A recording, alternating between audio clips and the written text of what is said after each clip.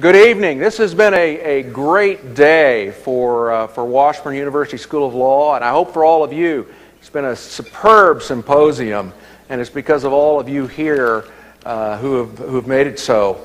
And it really, tonight will be a perfect conclusion for a great day. I'm very glad to introduce, very pleased to introduce our speaker this evening, the Pulitzer Prize-winning author, Charlie Savage. Charlie graduated summa cum laude from Harvard College and earned a master's degree from Yale Law School while on a Knight Foundation Journalism Fellowship. I asked him about that. I said, well, wait a minute, you went to Yale Law School to get a master's? He said, yeah, I did the 1L year to get the master's. So that he's been through part of the experience, and it really shows up in his work. He began his career with the Miami Herald and then moving on to the Boston Globe, where he covered national legal affairs. This is where he gained a lot of prominence and because of his excellent work, and where I first had contact with him. Charlie's work on the Bush-Cheney administration's efforts to expand the power of the executive, the chief executive, gained him national acclaim. His articles in the Boston Globe earned him a Pulitzer Prize, the American Bar Association Silver Gavel Award, and the Gerald R. Ford Distinguished Reporting on the Presidency Award. His book on the growth of executive power, which I have up here, titled Takeover, The Return of the Imperial Presidency and the Subversion of the American Democracy, was named one of the best works in 2007 by both Slate Magazine and Esquire. He also received the award for constitutional commentary by the bipartisan Constitution Project and the New York Public Library's Helen Bernstein Book Award for excellence in journalism. This is truly an excellent book, particularly to lawyers who are looking for that linkage between policy and law and how it affected decisions. I don't think anybody's done it better than Charlie Savage. He looks at the whole progression of the unitary executive and how that was fundamental to the decisions that were made in this administration. So please join me in welcoming our speaker tonight, Charlie Savage. Thank you. Thanks, gentlemen.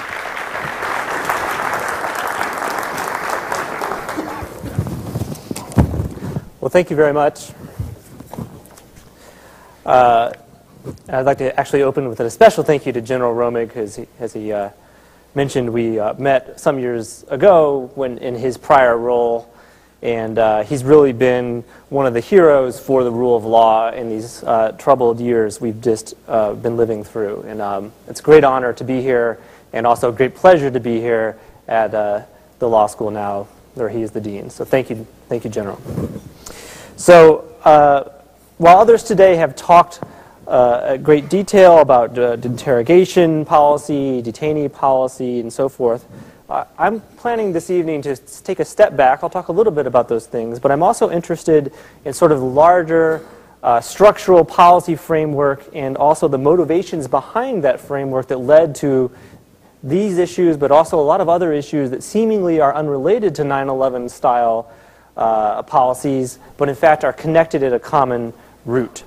And so I also, as he mentioned, am not a real lawyer, and so it's a little bit intimidating to be speaking in a room full of real lawyers. At times I may be speaking unduly simplistically for your taste. I hope that you'll bear with me as I try to speak in plain English and build upon the structures towards a more hopefully crystallized understanding about the escalating power of the American presidency. And then afterwards, we'll have a question and answer period, which I enjoy greatly when I do these presentations. I'm looking forward to what I hope will be an interesting exchange of perspectives. So my book and my work in general as a journalist has been an effort to explain how the power of the U.S. president has been growing dramatically in recent years, where these changes are coming from, and what that means for the future of American-style democracy. As a result of the changes that have developed, especially over the last 8 years, but really as part of a pattern that dates back to the 1950s, we are moving towards a situation in which increasingly the decisions that affect the United States are being made in secret, with less input from Congress, and if people don't like these decisions, assuming that they even know about them, their ability to get recourse in the courts is eroding. And here it doesn't matter whether the issue is the environment, energy, civil liberties, or war. The bottom line is that the extraordinary power of the federal government is being concentrated into fewer and fewer hands. And the checks and balances on what the handful of officials atop the White House hierarchy can choose to do with that power are eroding away. And here I want to pause to emphasize an absolutely critical point. Although we are having this conversation in the context of a Republican administration, executive power is not a partisan issue. America has had Democrats in the past. It will have a Democrat as president in 2 months. These future Democratic presidents will be able to draw upon the same legal and political precedents established by the current occupants of the White House to unilaterally impose their own policy agendas. And to think clearly about this, we must separate the specific policies that President Bush has used these powers to advance, like the establishment of Guantanamo and harsh interrogations, from the structural or procedural tools that he used to advance those policies, but that a different president could use to advance different policies. To give an example, back in 1993 and 94, when Bill Clinton was president, Hillary Rodham Clinton had a task force that was trying to advance the liberal agenda of creating universal health care in America. And conservatives were the ones who were outraged because the White House was trying to keep her task force work a secret. But there were laws on the books that said that task forces like that had to do their work in the public view. And eventually, because of those laws, the Clinton White House was forced to reveal what Hillary's task force was up to. Flash forward to 2001, and Dick Cheney is running the exact same kind of task force focused on energy policy. And the Bush White House wanted to keep its work a secret from Congress and the public as well. But unlike the Clinton White House, the Bush-Cheney administration did not give in when people started citing those open government laws. They fought all the way to the Supreme Court, and they won precedents that gutted those laws.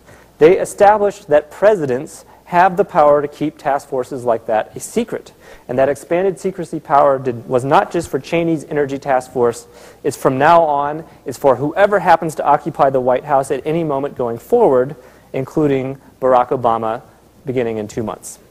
That's just one tiny example of the myriad ways in which the current administration has very successfully, very ingeniously expanded the fortress of secrecy that protects the upper levels of the executive branch.